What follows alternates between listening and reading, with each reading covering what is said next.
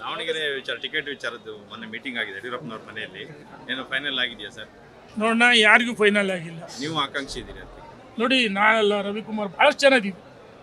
ನಾನು ಹೇಳೋದು, ನಾವು ಮಾಧ್ಯಮದ ಮುಂದೆ ನಾನು ಆಕಾಂಕ್ಷಿ ಹೇಳಲ್ಲ.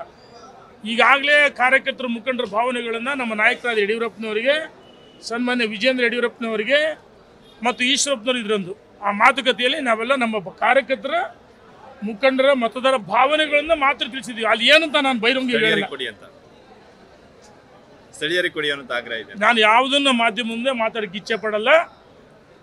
ಪಾರದರ್ಶಕವಾಗಿ ನಮ್ಮ ನಾಯಕರು ಯೋಚನೆ ಮಾಡ್ತಾರೆ. ದಾವಣಗೆರೆ ಜಿಲ್ಲೆಯಿಂದ ಲೋಕಸಭಾ ಸದಸ್ಯ ಆರಿಸಿ ಗೆಲ್ಸ್ಬೇಕಂತೇಳಿ ಸಹಸ್ರಾರು ಅಷ್ಟೇ ಲಕ್ಷಾಂತರ ಜನ ಕಾರ್ಯಕರ್ತರ ಮುಖಂಡರು ಕಂಕಣ ನಾವು ಸಂಕಲ್ಪ ಮಾಡಿದ್ದೀವಿ. ದಾರಿಲಿ ಬೀದಿಲಿ ಮಾತಾಡಲ್ಲ.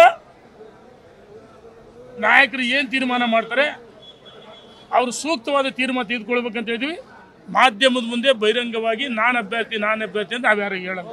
ದಾವಣಗೆರೆ ವಿಚಾರ ಟಿಕೆಟ್ ವಿಚಾರದ್ದು ಮೊನ್ನೆ ಮೀಟಿಂಗ್ ಆಗಿದೆ ಯಡಿಯೂರಪ್ಪನವ್ರ ಮನೆಯಲ್ಲಿ ಏನು ಫೈನಲ್ ಆಗಿದೆಯಾ ಸರ್? ನೋಡೋಣ, ಯಾರಿಗೂ ಫೈನಲ್ ಆಗಿಲ್ಲ. ನೀವು ಆಕಾಂಕ್ಷಿ ಇದ್ದೀರಿ ಅಂತ ನೋಡಿ, ನಾನಲ್ಲ, ರವಿಕುಮಾರ್ ಭಾಳಷ್ಟು ಜನ ಇದ್ದೀವಿ. ನಾನು ಹೇಳೋದು, ನಾವು ಮಾಧ್ಯಮದ ಮುಂದೆ ನಾನು ಆಕಾಂಕ್ಷಿ ಹೇಳಲ್ಲ. ಈಗಾಗಲೇ ಕಾರ್ಯಕರ್ತರ ಮುಖಂಡರ ಭಾವನೆಗಳನ್ನು ನಮ್ಮ ನಾಯಕರಾದ ಯಡಿಯೂರಪ್ಪನವರಿಗೆ, ಸನ್ಮಾನ್ಯ ವಿಜೇಂದ್ರ ಯಡಿಯೂರಪ್ಪನವರಿಗೆ ಮತ್ತು ಈಶ್ವರಪ್ಪನವರು ಇದರೊಂದು ಆ ಮಾತುಕತೆಯಲ್ಲಿ ನಾವೆಲ್ಲ ನಮ್ಮ ಕಾರ್ಯಕರ್ತರ ಮುಖಂಡರ ಮತದಾರ ಭಾವನೆಗಳನ್ನ ಮಾತ್ರ ತಿಳಿಸಿದ್ವಿ. ಅಲ್ಲಿ ಏನಂತ ನಾನು ಬಹಿರಂಗ ಸ್ಥಳೀಯರಿಗೆ ಕೊಡಿ ಅಂತ ಆಗ್ರಹ ಇದೆ. ನಾನು ಯಾವುದನ್ನು ಮಾಧ್ಯಮ ಮುಂದೆ ಮಾತಾಡಕ್ಕೆ ಇಚ್ಛೆ ಪಡಲ್ಲ. ಪಾರದರ್ಶಕವಾಗಿ ನಮ್ಮ ನಾಯಕರು ಯೋಚನೆ ಮಾಡ್ತಾರೆ. ದಾವಣಗೆರೆ ಜಿಲ್ಲೆಯಿಂದ ಲೋಕಸಭಾ ಸದಸ್ಯ ಆರಿಸಿ ಗೆಲ್ಸ್ಬೇಕಂತೇಳಿ ಸಹಸ್ರಾರು ಅಷ್ಟೇ ಲಕ್ಷಾಂತರ ಜನ ಕಾರ್ಯಕರ್ತರ ಮುಖಂಡರು ಕಂಕಣ ನಾವು ಸಂಕಲ್ಪ ಮಾಡಿದ್ದೀವಿ.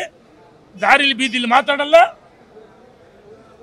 ನಾಯಕರು ಏನು ತೀರ್ಮಾನ ಮಾಡ್ತಾರೆ ಅವರು ಸೂಕ್ತವಾದ ತೀರ್ಮಾನ ತೆಗೆದುಕೊಳ್ಬೇಕಂತ ಹೇಳಿದ್ವಿ. ಮಾಧ್ಯಮದ ಮುಂದೆ ಬಹಿರಂಗವಾಗಿ ನಾನು ಅಭ್ಯರ್ಥಿ ಅಂತ ನಾವ್ಯಾರು ಹೇಳಲ್ಲ.